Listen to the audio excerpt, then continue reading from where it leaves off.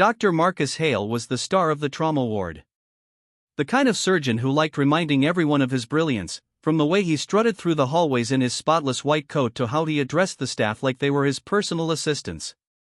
To him, the emergency room was his kingdom, and everyone else was just there to obey.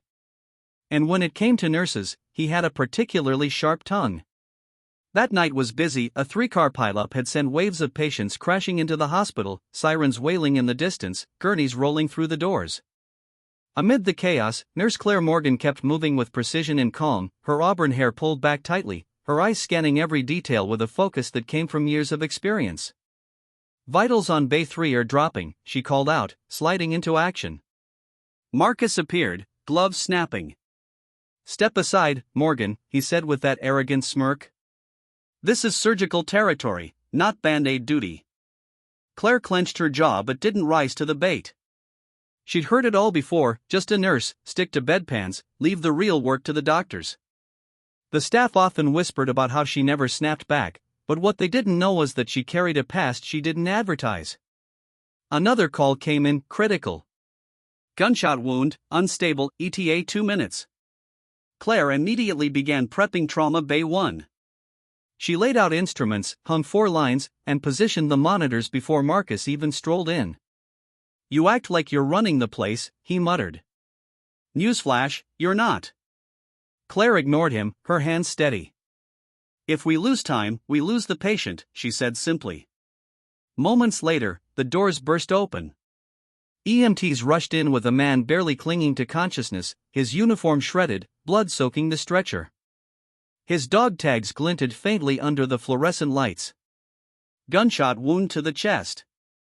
He's a Navy SEAL, got ambushed overseas, medevac straight here," the EMT reported. The room tightened with urgency. Marcus moved forward, barking orders. "I'll take it from here. Morgan, suction. That's all you're good for." But the wounded man stirred weakly, his eyes flickering open just enough to lock on Claire. His lips moved, forming a word. "Angel." Claire froze. The nickname hit her like a wave. Only one group of men had ever called her that. Marcus frowned. What's he babbling about? But the SEAL gripped Claire's wrist with surprising strength. "Angel. I knew it. It's you," his voice rasped with pain, but his eyes were steady. "You saved my team. Fallujah. I never thought I'd see you again." The room went silent. Even the monitors seemed to pause. Marcus blinked. "Wait, what? He knows you?" Claire swallowed hard. For years, she had tucked that chapter of her life away, choosing instead to live quietly as a nurse. But now the truth had been ripped open. Before becoming a nurse, Claire had served as a U.S. Army combat medic. She'd been deployed to some of the deadliest zones in the Middle East, where she earned the nickname Angel because she had pulled men from gunfire, patched arteries under mortar fire, and dragged wounded soldiers through smoke and sand. But when she came home, she didn't boast, didn't seek recognition, she just wanted to heal in silence. The SEAL's grip tightened, his words urgent despite the blood loss. "Don't let him cut me. You know what to do." Marcus scoffed. "Oh, for God's sake. He's delirious. He doesn't know what he's saying." But Claire's eyes were already on the wound. The angle of entry, the signs of internal bleeding, it wasn't a textbook case. If Marcus made his standard incision, he'd miss the bleeding vessel. Claire knew it instinctively, the way only battlefield experience could teach. "Scalpel," she said, her voice calm but commanding. Marcus bristled.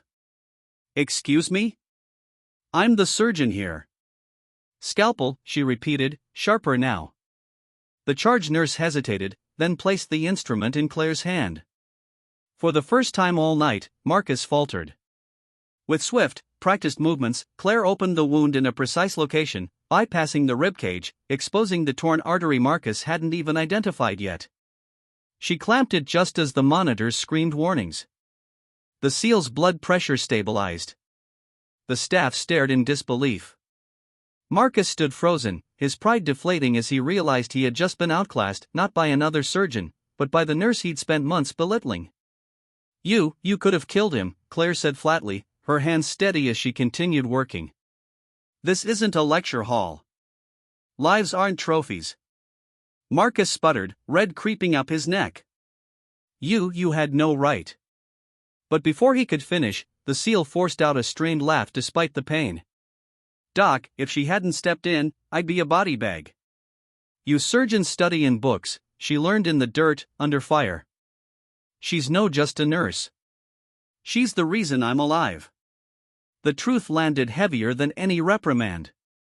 The room's respect-shifted eyes that once glanced at Claire as just another nurse now looked at her with awe. Claire finished stabilizing the SEAL, then quietly stepped back. "Get him 2-2. He'll need follow-up." The gurney rolled out, leaving Marcus standing awkwardly in the wake of what had just unfolded. He opened his mouth, but no words came. Claire stripped off her gloves and tossed them in the bin. For the first time all night, she let her eyes meet his. "Don't ever forget," she said evenly, "every uniform tells a story. And sometimes the quietest ones are the loudest." Then she walked out of the trauma bay, the whispers of the staff trailing behind her, admiration, respect, and a newfound understanding of the woman they thought they knew. Marcus never mocked her again. And the SEAL? When he recovered, he told anyone who would listen about the nurse named Claire Morgan, the angel of Fallujah who had once saved his brothers under fire, and who, even years later, still carried that same unshakable courage into every room she entered.